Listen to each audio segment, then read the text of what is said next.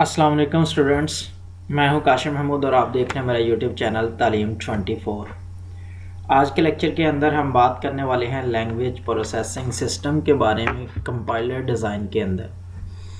ये क्वेश्चन बहुत ज़्यादा इंपॉर्टेंट है। अगर हम पेपर पॉइंट ऑफ व्यू की बात करें, बाज़ औक़ात क्वेश्चन इस तरह से आता है कि लैंग्वेज प्रोसेसिंग सिस्टम क्या होता है, इसके बारे में आप लिखें और इसके अलावा इसका डायग्राम भी बनाएँ और इसके जो कुछ पॉइंट्स हैं उसे भी डिस्क्राइब करें। आप क्वेश्चन पेपर के लिए बहुत ज़्यादा इंपॉर्टेंट है। तो आज के लेक्चर के अंदर हम इस लेक्चर को अच्छे से देखेंगे। लेक्चर का आगाज़ करते हैं। इसके अंदर सबसे पहले हम बात करेंगे what is language processing system and compiler designs. Basically language processing system जो है, इसके अंदर source code is first pre processed. जो हमारे पास सोर्स कोड होता है, मतलब कि जो हमारा हाई लेवल लैंग्वेज के अंदर प्रोग्राम होता है ना, उसको फर्स्ट प्री प्रोसेस्ड किया जाता है। The modified source program is processed by the compiler. Basically हमने बात की कि उसे प्री प्रोसेस्ड किया जाता है, मॉडिफाई किया जाता है। किसके थ्रू हम मॉडिफाई करते हैं? उसको हम करते हैं कंपाइलर के through to form the target assembly program which is then translated by the assembler. Then उसको कौन टारगेट असेंबली प्रोग्राम के बाद उसे ट्रांसलेट किया जाता है असम्बलर के थ्रू, ताकि हम उसका रीलोकेटेबल ऑब्जेक्ट कोड जो है वो बना सकें।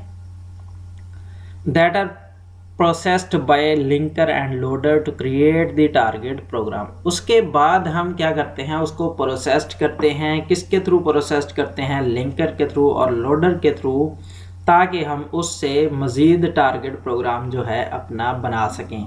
तो बेसिक कंसेप्ट इसके अंदर हमने ये समझना है कि हाई लेवल लैंग्वेज से अगर हमारा प्रोग्राम हमें मिलता है तो हम उसको प्री प्रोसेस्ड करते हैं, उसको मॉडिफाई करते हैं कंपाइलर के थ्रू, ताकि हम टारगेट असेंबली प्रोग्राम बना सकें। वो जो टारगेट असेंबली प्रोग्राम है उसको हम ट्रांसलेट करेंगे असेंबलर के थ्रू, और देन हम उसका रीलोकेटेबल ऑब्जेक्ट कोड बनाएंगे। उस ऑब्जेक्ट कोड को, रीलोकेटेबल ऑब्जेक्ट कोड को हम लिंकर एंड लोडर के थ्रू मज़ीद प्री प्रोसेस्ड करेंगे, ताकि हमारे पास टारगेट प्रोग्राम आ जाए।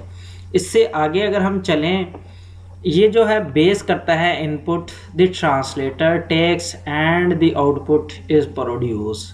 बेसिकली सिंपल सी बात है जो हमने बात की कि सिंपल ये क्या करता है? सोर्स कोड को लेता है, तो वो उसकी इनपुट होती है। देन उसको प्रोसेस करने के बाद आउटपुट प्रोड्यूस कर देता है। And a language processor can be defined as any of the following. तो इसको जो है फॉलोइंग तरीक़ों से हम क्या करते हैं? मज़ीद प्रोसेस करते हैं।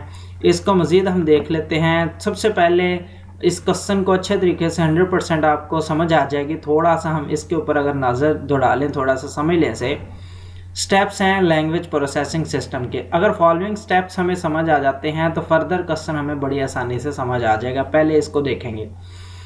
सबसे पहले ये हाई लेवल लैंग्वेज है। इसके अंदर ये जो स्टेप्स हैं लैंग्वेज प्रोसेसिंग सिस्टम के, तो इसके अंदर सबसे पहले जो स्टेप आता है वो है हाई लेवल लैंग्वेज।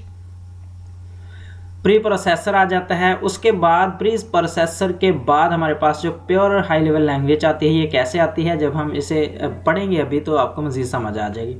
उसके बाद कंपाइल किया जाता है, कंपाइलर आता है। कंपाइलर के बाद हम असेंबली लैंग्वेज का स्टेप यूज़ करते हैं, और उसके बाद असेंबलर, और यहाँ पे हमारे पास आ जाता है मशीन कोड, जिसे हम रीलोकेटेबल कोड का नाम भी देते हैं।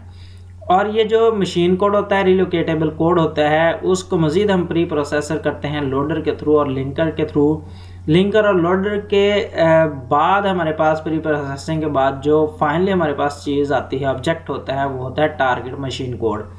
तो इस डायग्राम को अच्छे तरीके से समझना है। इसके अलहदा से पेपर के अंदर मार्क्स होते हैं, इसको अच्छे तरीके से बनाना है, मोस्ट इम्पॉर्टेंट है। उसके बाद सबसे पहले हमने बात की हाई लेवल लैंग्वेज के अंदर। हाई लेवल लैंग्वेज क्या होती है? तो हाई लेवल लैंग्वेज की बात करें, अगर हम प्रोग्राम की बात करें तो उसके अंदर इंक्लूड्स होते हैं कुछ हैश डिफाइंस, या हम कह लें हैश इंक्लूड होता है, हैश इंक्लूड डायरेक्टिव्स होती हैं, या इंक्लूडिंग हैश इंक्लूड होता है, या हैश डिफाइन होता है। ये सारे के सारे हैश जो होते हैं वो बेसिकली हम इसको जानते हैं हाई लेवल लैंग्वेज के तौर पे हम बात करते हैं, जिसके अंदर कुछ हाइडर फाइल्स का यूज़ किया जाता है, वो हाई लेवल लैंग्वेज कहलाती हैं। इससे आगे अगर हम बात करें प्री प्रोसेसर को समझने की कोशिश करें तो प्री प्रोसेसर का बेसिक सा मैं आपको बता देता हूँ। Pre processor terminates the all hash including directives, जितनी भी डायरेक्टिव्स होती हैं उसको ये क्या करता है, टर्मिनेट कर देता है। By containing the file names files named file inclusions and all the hash defined directives using macro expansions, मतलब extensions जो है। A pure processor can implemented the following functions। जो एक प्योर प्री प्रोसेसिंग है वो इन स्टेप्स के ऊपर क्या करती है, फॉलिंग जो है फॉल कर रही होती है। इनको हम देख लेते हैं। मतलब कि इसके अंदर इन शॉर्ट अगर हम समझें तो जो प्री प्रोसेसिंग के अंदर टर्मिनेट्स कर देते हैं all the hash include directives होती हैं, उनके नेम के थ्रू जो कंटेन होती हैं हमारे प्रोग्राम के अंदर उसको।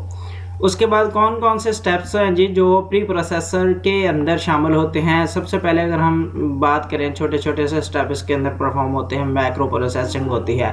ऑफ कोर्स जब हम बिग कंस्ट्रक्शंस की बात करते हैं तो उसके अंदर हम मैक्रो प्रोसेसिंग करते हैं ताकि हम कोई बिग कंस्ट्रक्शंस कर सकें। उसके बाद फाइल इंक्लूजन है, तो फाइल इंक्लूजन से मुराद ये है कि जो हमारी हाइडर फाइल्स होती हैं, डिफरेंट फंक्शंस जो होते हैं इसके अंदर, डिफरेंट हाइडर फाइल्स डिफरेंट फंक्शंस जो होते हैं वो डिपेंड कर रहे होते हैं। फाइल इंक्लूजन भी इसके अंदर आ जाता है। उसके बाद रिलेशनल प्री प्रोसेसिंग का काम भी इसके अंदर होता है, और लैंग्वेज की जो एक्सटेंशंस होती हैं वो भी प्री प्रोसेसिंग के अंदर परफॉर्म होती हैं। उसके बाद हम बात कर लेते हैं प्योर लैंग्वेज की। यहाँ पे प्योर हाई लेवल लैंग्वेज से मुराद ये है, it means that the program will not contain any hash tag. जब भी हम बात करेंगे प्री प्रोसेसिंग की तो इसके अंदर प्योर जो हैश टैग का यूज़ हम करते थे, हैश इंक्लूड, हैश डिफाइन वगैरह वगैरह, सारे के सारे जो हैश टैग होते हैं वो जो है वो ख़त्म कर दिए जाते हैं। These hash tag are also known as a pre processor directives.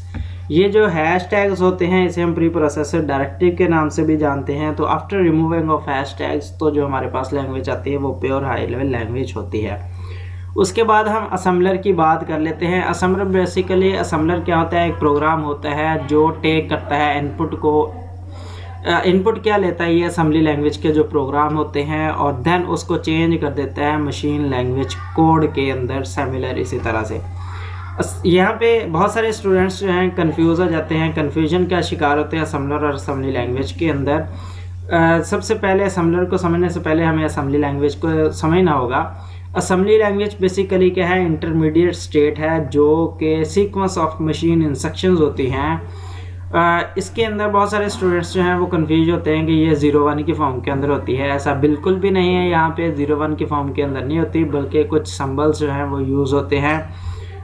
मज़ीद आगे डिटेल से हम असम्बली लैंग्वेज के अंदर नेक्स्ट पढ़ेंगे नेक्स्ट लेक्चर के अंदर, लेकिन यहाँ पे हमें यही समझना है कि मशीन लैंग्वेज 0-1 की फॉर्म नहीं होती, बल्कि मशीन लैंग्वेज से एक स्टेप हायर होती है।